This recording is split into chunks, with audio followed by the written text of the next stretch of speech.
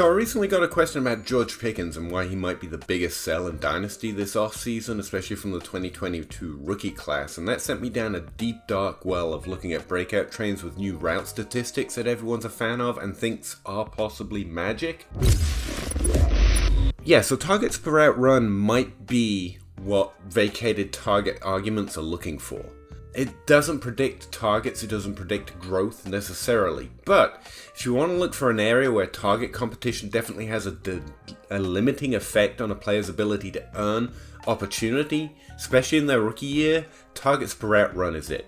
So in a player's rookie year, if they don't earn over 20% targets per route runs, relatively rarely go on to do much in fantasy football, but there are some significant hits below 20%, and 18% seems to be a pretty good threshold, although arbitrary, to draw a line. Now the problem with thinking of it as this magical stat which denotes who is and who isn't going to succeed in the future is that it's not true. DeAndre Hopkins, Davante Adams, plenty of great players didn't hit that mark in their rookie season and went on to do well. And just using that simple threshold groups together a number of different players, even if you filter by those drafted in the first 3 rounds of the NFL draft, that, to be honest, we shouldn't have had much expectation for based on their rookie profile or their college production, and also didn't have a lot of signal for future potential based on their other rookie stats. And so it's grouping together a lot of noise. However, by and large, players that don't earn significant targets based on the routes that they ran in their rookie season are a little suspect. It is a good indicator stat. But there's context. If you look at the few players who went on to do fairly well or very well in fantasy who aren't below that 18% targets per route run number, what you find is a list of players who had significant target competition in their rookie season.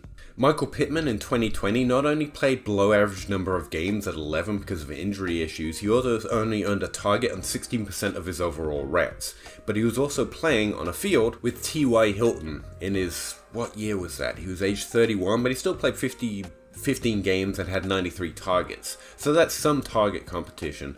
While Kenny Golladay might not be everyone's breakout star at this point in his career, he did have 2 top 24 seasons and actually ended up in the top 12 in 1 year. In his rookie season, he only earned a target about 16% of his overall routes run, but he was also playing on a field was significantly enough competition to wave away that 16% number, it turned out. Tyler Boyd, in his rookie season, played on the field with Hall of Fame or future Hall of Fame wide receiver AJ Green, who, despite having a limited season that year, still led the team in overall yards and targets, and Brandon LaFleur also had one of his best career years as a second overall wide receiver on that team. None of these numbers are particularly low, but they are below the average that people want from a player in their rookie season, so they still bear relevance. Tyler Lockett, Davante Adams, DeAndre Hopkins, Robert Woods, Eric Decker, and Emmanuel Sanders all also earned below average targets per route run numbers, below 16%, with Davante Adams and DeAndre Hopkins having the lowest marks, all below 15%, Eric Decker as the worst, below 12%. What's notable about all these players relative to other rookies that they are entering depth charts with significant target competition at the head of the depth chart. Now, while that's true for a lot of rookies when they're drafted into the NFL, we should know by no means wave away the signal of targets per route run or the ability to earn targets being a significant indicator for rookies, it is notable that those who go on to do well, despite having below average targets per route run numbers, did have above average competition for their rookie seasons. One of the most significant is actually DeAndre Hopkins, who has one of the most delayed top 12 breakouts and top 5 breakouts of any wide receiver to enter the NFL. But Davante Adams entered the league behind both Jordy Nelson and Randall Cobb, who in his rookie season went on to earn 2,800 yards plus just by themselves.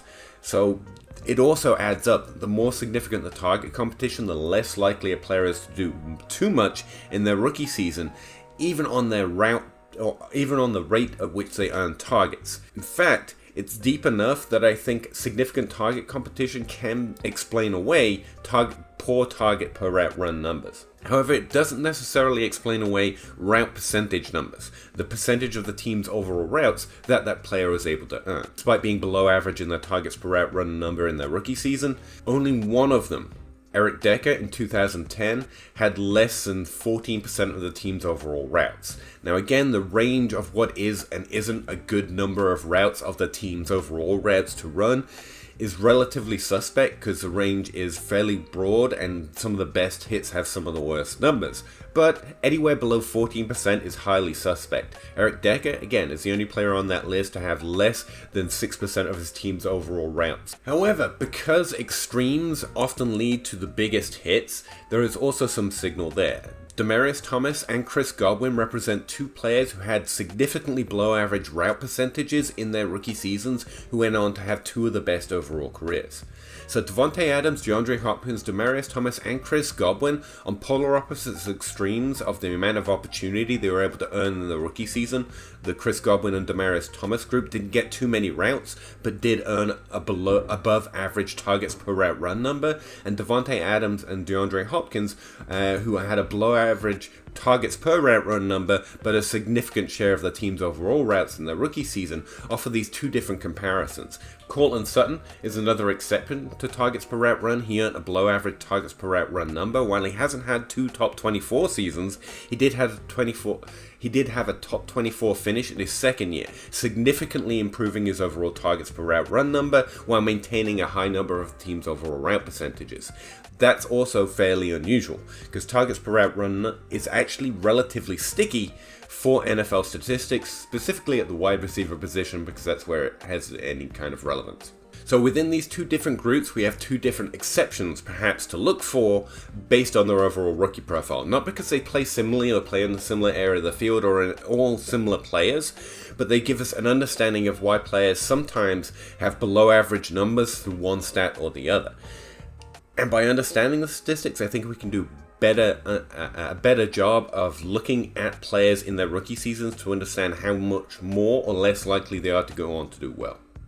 That's going to be it for this video, because I want to separate out the explanation from the actual takes from 2022 or any other rookie season, because it's YouTube and I think people just want the one thing that they click on a video for around here rather than the whole shebang. So let me know what you think, and I will see you in the next video.